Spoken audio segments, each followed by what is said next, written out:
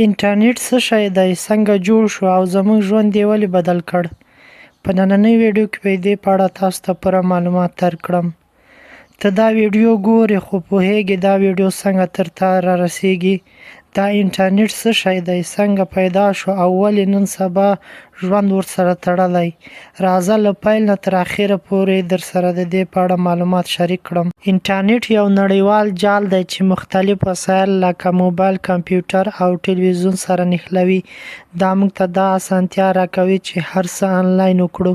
موږ د انټرنیټ له لارې پیغام لیږو لکه واتس اپ، میسنجر، ویډیو ګورو لکه یوټیوب، معلومات لټوو لکه ګوګل، زده کړه، تجارت، کار او تفریح کوو. مثلا که ته یو شخص ته ایمیل لیږې، دا پیغام زر له یوې شبکې بلې ته او بیا تر هغه کس رسي. انټرنیټ په کال 1969 میلادي کې د امریکا لخوا پیل شو. د امریکا پوځ یو تخنیکي سیستم جوړ کړ چې نوم یې آرپانیټ و. هدف دا و چې معلومات د جګړې پر مهال یو کمپیوټر نه بل ته خوندي واستول شي.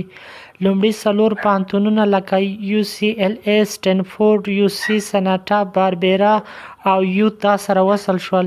په کال 1971 میلادي کې یو انجینر ری توملیسن لومړی برېښنالیک ایمیل واستاوه.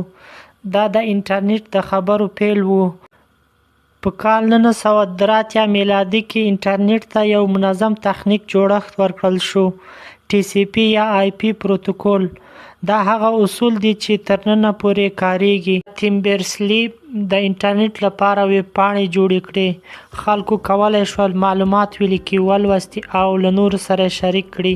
دا هغه څه دي چې نن ورځ موږ یې ویب سایټونه بولو. انټرنیټ د ماشینونو او نازکو اصولو له مخې کار کوي.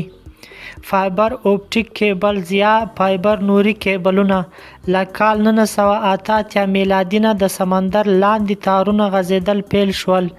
دا د هیوادونو ترمنځ د معلوماتو لپاره لاره ده. سټلایټس یا هم سپوږمکۍ د کال 1965 نه وروسته له فضا نه سیګنالونه راستوي. سرورونه د کمپیوټرونه دي چې ویب سایټونه، ویډیوګانې او معلومات پکې ساتل کیږي.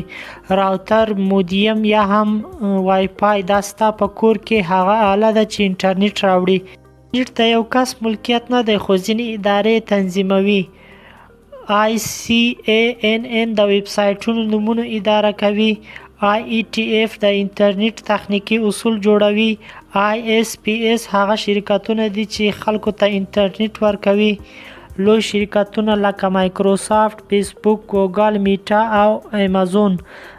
مثلا کله ته لیکې youtube.com، دا نوم ICANN ثبت کړی خو معلومات یې ګوګل کمپنۍ ته اړه لري. ګوګل کمپنۍ بیا تا ته معلومات درکوي. انټرنیټ موږ تاسو ته ډېرې اسانتیاوې رامنځته کړي دي. زده کړه، کورسونه، آنلاین مکتبونه، تجارت، آنلاین پلورل، رانیول، اړیکې، چیټ، ویډیوګانې، زنګونه، تفریح، سندرې، فلمونه، ګیمونه، روغتیا، آنلاین مشورې، معلومات. انټرنیټ د انسانانو ترمنځ د اړیکو او علم او پرمختګ یو لوی نعمت دی، خو دا وسیله باید په هوښیارتیا وکارول شي. نو دا نننی د انټرنیټ معلومات. هیله لرم چې یو څه مو ترلاسه کړي. په کمنټ کې حتما راته ووایئ راتلونکې ویډیو د څه په اړه جوړه کړم.